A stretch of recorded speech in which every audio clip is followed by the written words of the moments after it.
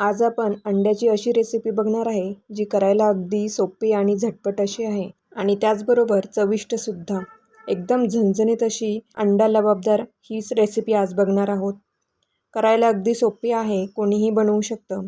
अंडे उकडायचं टेन्शन नाही आणि घरात असणाऱ्या साहित्यातच ही बनवून तयार होते. नमस्कार, मी वर्षा तुमच्या सर्वांचं स्वागत करते आपल्या वर्षाच कॉर्नर या यूट्यूब चॅनलवरती. चॅनलवर नवीन असाल तर चॅनलला सबस्क्राईब नक्की करा. चला तर मग रेसिपी बघूया. गॅसवरती मी एक कढई ठेवून घेतली आहे. शक्यतो पसरट कढई असेल तर ती वापरा. गॅस चालू करून घेतला आहे.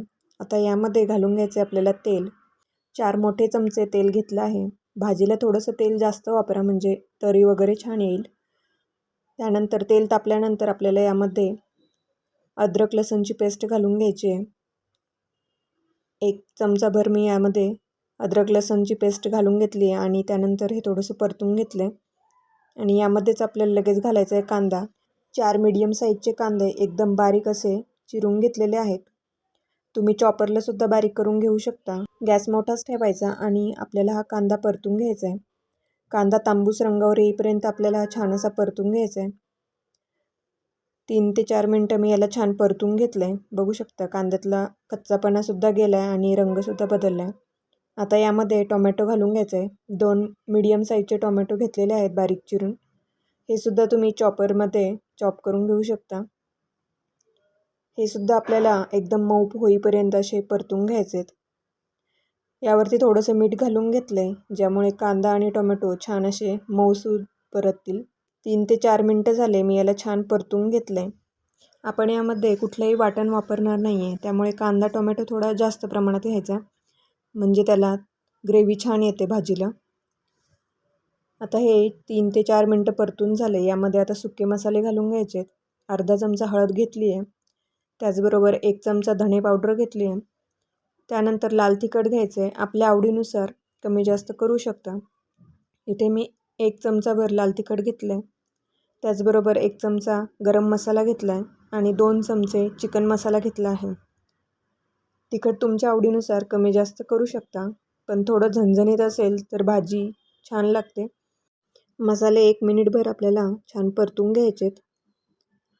मसाला 1 मिनिट आपण छान परतून घेतला आहे आणि तेल सुटलं आहे आपल्या मसाल्याला. आता यामध्ये मीठसुद्धा घालून घ्यायचं आहे. आपल्याला मीठ या स्टेजला टाकून घ्यायचं आहे, जेणेकरून ते सर्व मसाल्यामध्ये किंवा अंड्यामध्ये मिक्स होईल.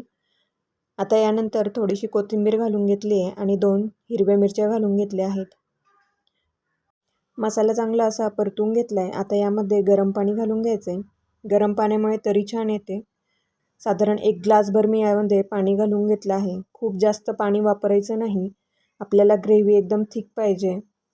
बघू शकता ह्याप्रमाणे मी पाणी घालून घेतलं आहे. आणि यावर आता कोथिंबीर घालून घेतली आहे आणि कसुरी मेथी घालून घेणार आहे.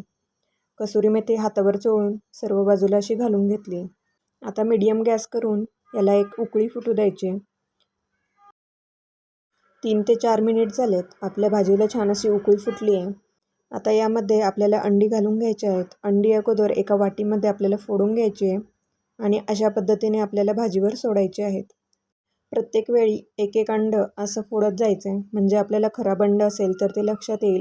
तुम्हाला भाजी अशा पद्धतीने बनवायची असेल तर तुम्हाला इथे अंडे उकडण्याची किंवा तळण्याची सुद्धा गरज नाही आहे. अशा पद्धतीने सुद्धा एकदम चविष्ट अशी भाजी बनवून तयार होते. इथे मी 5 अंडी फोडून घेतली आहेत आणि त्यावरती थोडीशी कोथिंबीर घालून घेतली. चारी बाजूंनी अशा मिरच्या टाकून घेतल्या आहेत, ज्यामुळे दिसायला सुद्धा अट्रॅक्टिव्ह दिसेल असं. आता यावरती झाकण ठेवून आपल्याला एक 6 ते 7 मिनटं वाफ काढून घ्यायची आहे. 6 ते 7 मिनटं झाले आहेत. आता बघूया आपली भाजी. एकदम मस्त अशी आपली भाजी बनवून तयार आहे. बघू शकता अंडीसुद्धा एकदम शिजले गेले आहेत. अंडी जर तुम्हाला कच्चे वाटत असतील तर तुम्ही थोडा वेळ आणखी वाफ काढून घेऊ शकता. आता हे सर्व कसं करायचं आहे तर प्रत्येक वेळी असं अंडं उचलायचं आहे आणि आपल्याला हे ताटामध्ये वाढायचं आहे.